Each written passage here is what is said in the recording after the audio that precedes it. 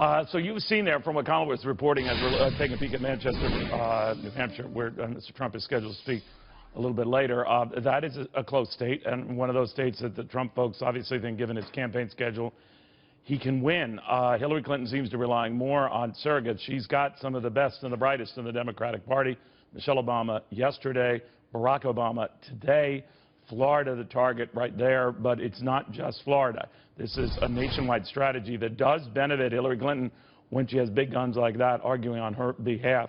The fallout from all of this with Charlie Black, a GOP strategist, Brad Gerstman, Democratic strategist, Dagen McDowell, rounding out the gang. Dagen, you said something interesting. I was listening to you on Maria Bartiromo's show, this notion that a lot of people, I think I've got this right, probably know who they're going to vote for. They have a pretty good idea. That doesn't argue that some can change their minds, but we don't know that. We see these high undecided numbers. You weren't just not buying that, were you? I wasn't buying it simply because, well, I was looking at the recent Fox News poll, and Donald Trump is polling 81% of the Republican vote. Hillary Clinton, 83% of the Democratic vote. That is a much better number for Donald Trump. So you have a large percentage of those diehard party voters who have decided who they're going to vote for. I want to talk about the surrogates, though. In terms of Hillary Clinton using all of these people, she would be a stone-cold moron if she didn't take advantage of them. President Obama, 55% approval rating. Michelle Obama, the First Lady, with some fierce realness and a connection to women that Hillary Clinton hadn't been able to manufacture in a quarter of a century on the national stage. Elizabeth Warren, the lefties love her, and Joe Biden, heck, you never know what he's going to say. And in fact, Karl Rove said this morning on Maria Bartiromo's show that people in the Trump hierarchy have asked him and are concerned about the lack of surrogates and have asked him how Bush did it back in 2000. So it is a worry for the Trump campaign. All right, he just doesn't have, that is Donald Trump, the advantage of so many popular surrogates at once, and they just don't have the muster. I mean, even if he had Paul Ryan at his disposal, even if he had some of these big names or either the former Bush presidents, they just don't have the popularity or the reach that some of these others do. That's a problem for Trump, isn't it, Charlie? Well, it could be, Neil, but I don't think these surrogates are going to make much difference. Mrs. Clinton has a very negative rating with the American people. Majority of the American people do not trust her. So what they're doing is using the high-level surrogates as character witnesses. So the president and the First Lady and Joe Biden and Bill Clinton have been all over the country this week, and Trump's been going up in the polls, as you just reported. So I think they make a difference only on the margins, and this is headed for a very close race. Where we are now is those people who are undecided are people who do not like either of the candidates, and therefore they're struggling to decide.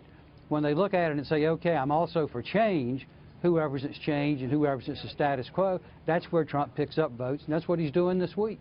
Now, Brad, what's been helping Donald Trump is he's been sticking to issues and messages that apparently are resonating, whether it's the problems with the Affordable Care Act and sudden and unexpected premium hikes, or even these WikiLeaks. But, you know, a lot of Democrats have been telling me, we just think it's a matter of hours or days before he defaults and criticizes someone in the party or anyone. He hasn't done that, but do you think he can go now 11 days without doing that? No, absolutely not. And when we talk about surrogates, as truth be known, it's just Trump doesn't have any credible, serious Republicans that are willing to stand up for him. But it doesn't make a difference to you, Brad? Yes, it makes a big difference because you need to cover a lot of ground, a tremendous amount of ground at this point in time during the, the eighth inning of this game. And well, you Trump named that a guy who has no surrogates, it. a guy who has no surrogates, he speaks out of turn almost constantly, is now kind of evening things up in the polls. Now, the big one that counts is obviously 11 days, I understand that. But in some of these surveys, Hillary Clinton's lead has melted substantially. Are you worried? Not at all. It's the swing states that matter and the route to 270 electoral votes. And Trump, I just don't see the calculus in how Trump can do it. And the fact that he doesn't have other people going out, be able to make the case like he can, in that case, then he's basically out there speaking to the same group of people in a cult-like following. Actually, what does work to his advantage, he might not have big names, say, in Nevada when he is in Iowa or Florida, but he has a loyal following on social media. Do not discount that. It might be one person goes to a Trump rally and gets online and connects with all their friends who might live in their state or might not live in their state. Yeah. He dominates the Facebook chatter and talk. But these characters... Let me finish my sentence. There wasn't a period there. I wasn't done yet. Okay, and he well, has I'm going to put one there for you. Twitter followers than Hillary Clinton. And you know what? That won him the nomination, and do not discount the impact that his loyal followers would have on social media. Is there a period there?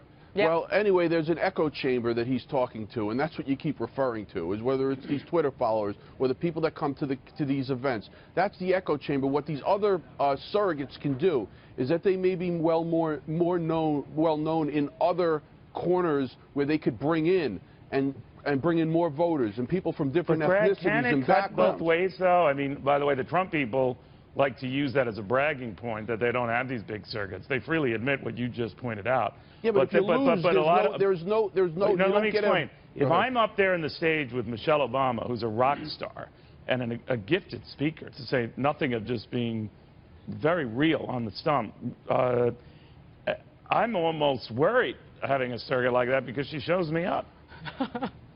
Look, Trump doesn't want anyone showing him up, and I guess without the opportunity, nothing can happen. But Neil, here's the point: Donald Trump can dominate the news and speak to every voter in the country anytime he wants.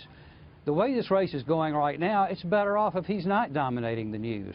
What is dominating the news is Clinton Incorporated, the failures of Obamacare. And that's the status quo. That's Hillary Clinton, and that's what people don't like. Well, see, that's what I'm thinking. You know, you just touched on something, Charlie. I think it will be easy to play Monday morning quarterback after the election, maybe Wednesday morning quarterback. But will the Clinton people regret that she wasn't out there more, that her campaign schedule is running at about 2/3 the pace of Donald Trump's? Do you think, Brad, that is something that could come back, your trust in surrogates notwithstanding? I think it's a good one. But that she might regret that she almost looks like she's running out the clock, or dare I say it, mailing it in. Well, she's definitely playing use a basketball references of the four corners offense. She is running out the clock. There's no question. She doesn't want to gap. Yeah. I mean, but at the end of the day, this is a strategy that I would use as well. She's not looking to win now. She's looking not to lose. And look, if she did lose, she does have someone to blame. I mean, you'd think that the Mitt Romney example, after he did well in the first debate 4 years ago and then started coasting, is a reminder that you can never take anything as a gimme, Dagen. That's all I'm saying. Even her surrogates have been taking it for a gimme. When President Obama went on Kimmel and said, well, at least, I mean, he basically said to Donald Trump, you're going to lose. And she was feeling very full of herself last week in terms of she saw herself being inaugurated in January. I think you need to be very careful about that. And it's better to put these surrogates on the stage instead of her, because she's still stiff, she's still unlikable, and she still doesn't know how to relate to a crowd very well. So if somebody can do it better than her, then put them out there. Okay, but just let's remember, Trump is unlikable as well. Trump is equally unlikable. So when you say she's unlikable, let's just make sure that it's equal, that we understand that he's unlikable. There are a lot of unlikable people. Well, but so the tiebreaker, when they're both not liked by the undecided voters, the tiebreaker is change versus status quo, and that's why Trump's picking up votes, and he'll continue to. All right, we'll put a period on it there, guys. Thank you very, very much.